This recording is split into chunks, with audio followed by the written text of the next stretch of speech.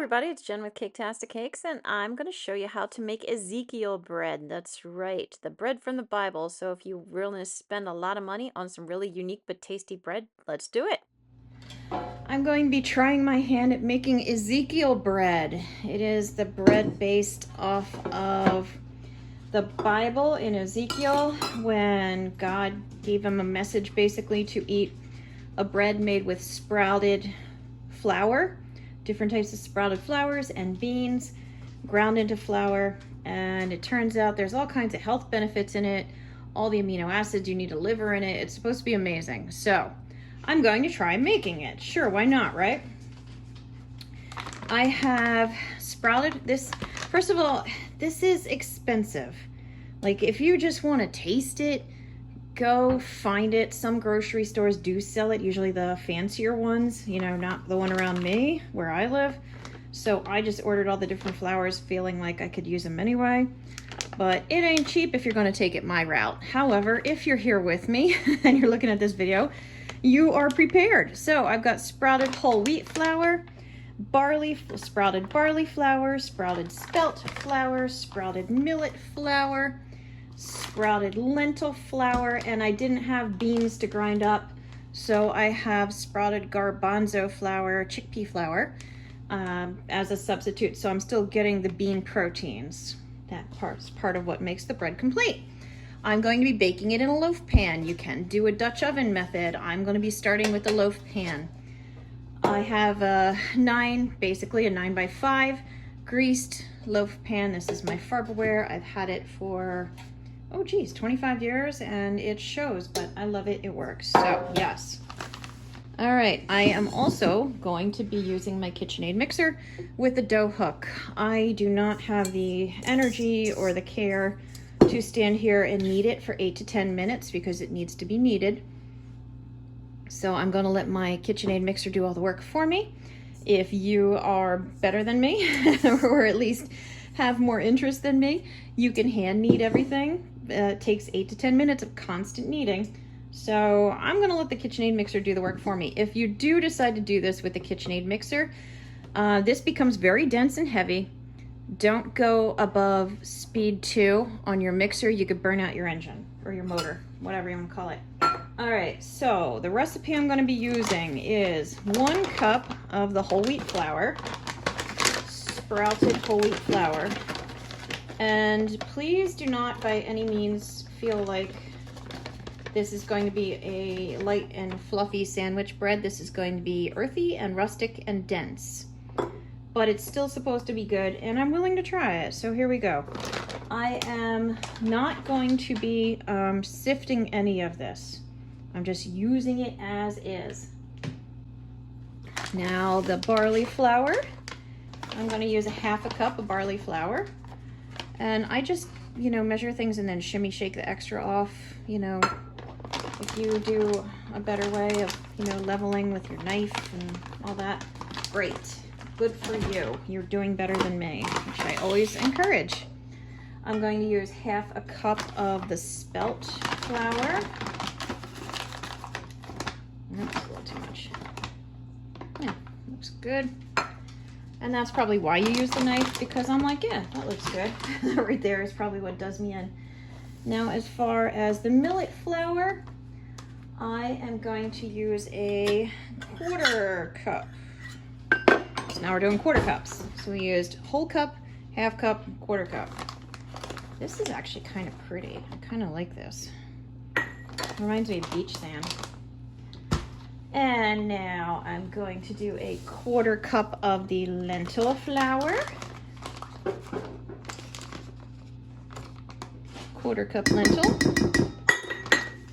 And then a 1/4 cup of the garbanzo bean flour. Shimmy, shimmy. Okay. I'm going to be adding 2 teaspoons of my rapid rise yeast. This is instant rapid rise yeast. So 1.5 teaspoons of salt. I'm gonna need more salt. There was 1. I'll give it a hearty half.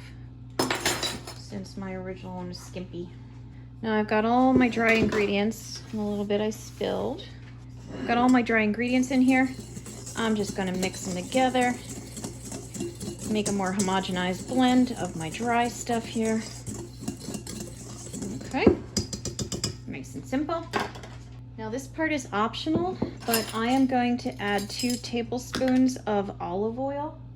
This is supposed to help with the texture and the shelf life because this stuff does not last. You will get 2 to 3 days out of the refrigerator, a little bit longer in the refrigerator. You're not going to go past a week. And I'm going to add 1 1/4 cups of warm water into this to activate the yeast and get it started. I'm going to add a little sweetener to it, so I'm going to give it a tablespoon of honey. So 1 tablespoon of honey. You could use maple syrup if you want to. I'm going with the honey because I have a lot of it and I like it. I'm going to add my 1 1/4 cup of warm water, 120 degrees if you really want to get specific. So that's it. I'm just going to give it a little bit of a stir, and then it's going to be up to my meat hook, my dough hook to take care of the rest. It smells good, I gotta say.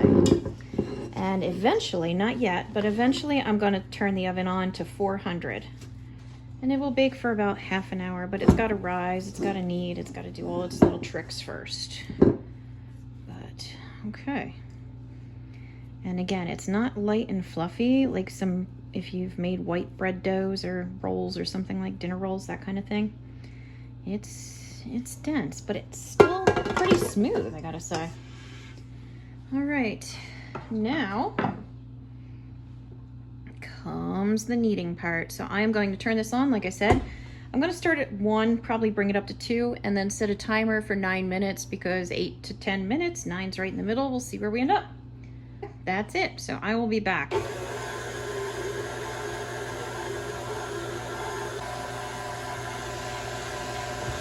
see, I want to show you this. We are about 4 minutes in, almost halfway, not quite, in my 9-minute kneading.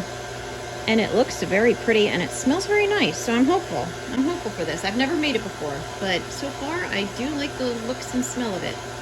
Okay, it's been like 9.5 minutes, a little bit.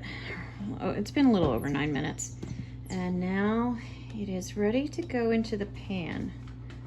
So it smells very nice, like it's pretty. It's got a nice color. I like it. I like it. All right.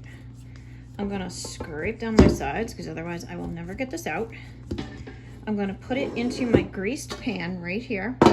And then I'm going to cover it with with a towel. I've got a kitchen towel that I like to use. And I'm going to put it in a warm spot and leave it to rise for about 30, 45 minutes, however long it needs. You know, about 35, 40 minutes. The idea is it should rise up somewhat, hopefully. I'm using old yeast, so we shall see. Mine might be unleavened bread, which is also biblical, so there you go. You do have to kind of tease it out to the corners of your pan. And it seems like, I'm looking at this, I'm feeling like, how could this be enough for this pan? However, have faith, right? We're making Ezekiel bread, we gotta have faith it's gonna rise. So, all right, I've got it in here. I kind of just mushed it to the corners. I'm gonna cover it in a warm spot and leave it for about 30 to 45 minutes. It has been about 40 minutes, 45 minutes, and it really did rise up. It's not quite as high, but it's got a little spring to it. It's okay.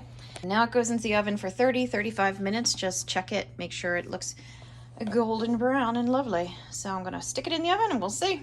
I gave it 35 minutes because my oven was a little bit, I guess, cooler than it could have been. But It's got a nice crust. I mean, I guess it's golden brown. I'm going to let it cool and then I'll cut it. You can see it didn't really raise very much at all, so I think I need to get new yeast, but otherwise it certainly did raise somewhat from when it started real low in the pan.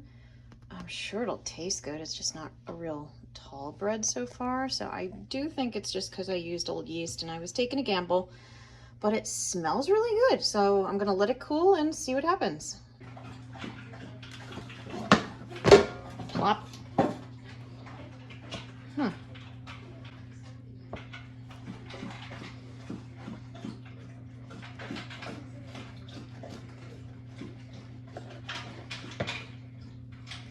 Very dense, very dense. This bread did turn out very good. It has kind of a rye, whole wheat kind of vibe going on, but it's very smooth, it's nice, it's definitely worth trying. So I hope you found this video helpful. Please like and subscribe, it helps me out as well. I've got a ton of other videos, all kinds of recipes, cake decorations, you name it, it's there. So take a look, and as always, thanks for watching Caketastic Cakes.